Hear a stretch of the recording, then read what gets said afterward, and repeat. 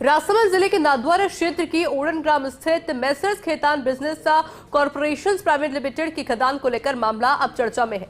मामला mining lease संख्या 391 से जुड़ा है, जिसका क्षेत्रफल करीब 183.075 हेक्टेयर है और जहां पर सॉल्टस्टोन एवं डेलोमाइट खनन का भी उल्लेख है।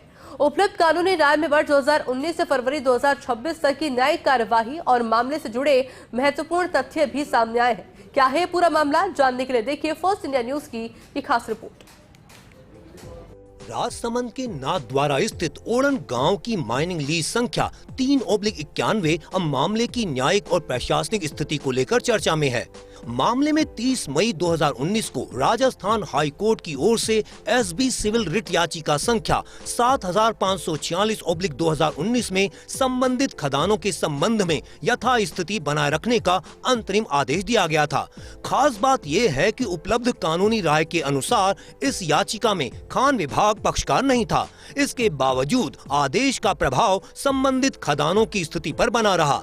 इसके बाद 2 फरवरी 2026 को एसबी सिविल रिट याचिका संख्या 24,444/2025 में भी मामला सामने आया। इस याचिका में कोई अंतरिम आदेश पारित नहीं हुआ और मामले को वर्ष 2019 की याचिका के साथ सूचीबद्ध करने के निर्देश दिए गए।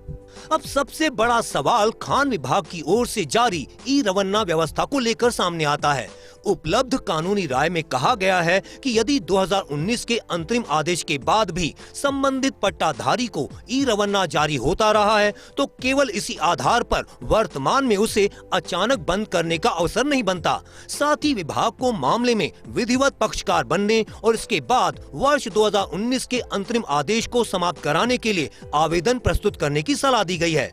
कानूनी राय में यह भी उल्लेख किया गया है कि 30 मई 2019 की स्थिति में संबंधित खननकर्ता के पास सहमति संचालन अथवा पर्यावरणीय स्वीकृति नहीं होने की बात सामने आई थी। साथ ही वर्ष 2017 के नियमों के संदर्भ में यह स्पष्ट किया गया है कि आवश्यक स्वीकृतियों के बिना किसी पट्टाधारी द्वारा खनन संचालन जारी नहीं रखा जा सकता।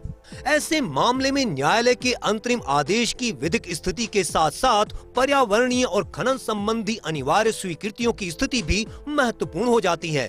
मामले में कानूनी राय का महत्वपूर्ण सुझाव यही है कि खान विभाग को वर्ष 2019 की मूल याचिका में पक्षकार बनने की पहल करनी चाहिए। इसके बाद अंतरिम आदेश को समाप्त कराने के लिए न्यायालय के समक्ष आवेदन प्रस्तुत किया जा सकता है। इससे मामले की वास्तविक स्थिति न्यायालय के समक्ष विभाग की ओर से स्पष्ट रूप से रखी जा सकेगी।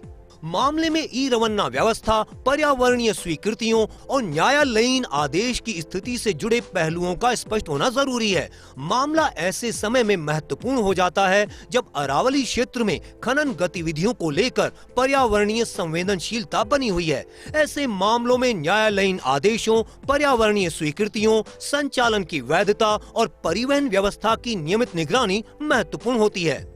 खेतान की ओड़न खदान से जुड़ा यह प्रकरण अब कानूनी और प्रशासनिक स्थिति की स्पष्टता के लिहाज से महत्वपूर्ण हो गया है। 2019 के आदेश से लेकर 2026 तक की स्थिति, ई रवन्ना की निरंतरता, पर्यावरणीय स्वीकृतियों और मामले में विभाग की न्यायिक भूमिका, इन सभी बिंदुओं पर स्थिति स्पष्ट होना जरूरी है। विभाग की ओर से न्यायालय के समक्ष अपना पक्ष रखे जाने और सभी अनुमतियों की स्थिति स्पष्ट होने से आगे की कार्रवाई की दिशा भी अधिक स्पष्ट हो सकेगी। नाथद्वारा की ओड़न खदान के मामले में खान विभाग की कार्यशैली पर सवाल उठने लगे हैं। 2019 से 2026 तक खान विभाग ने न्यायालय में न तो इस पूरे मामले की ठोस पैरवी की और न ही उसकी इच्छा शक्ति दर्शाई। ऐसे में यहाँ खनन भी हुआ और जो खान विभाग यानी राज्य सरकार को जो राजस्व मिलना चाहिए था उससे वो वंचित भी रहे। पूरे प्रकरण में जिम्मेदार खनन अधिकारियों पर कार्रवाई की तलवार लटकी हुई है। कैमरा पर्सन जितेश के साथ Nirmal Tiwari, first India news, Jaipur.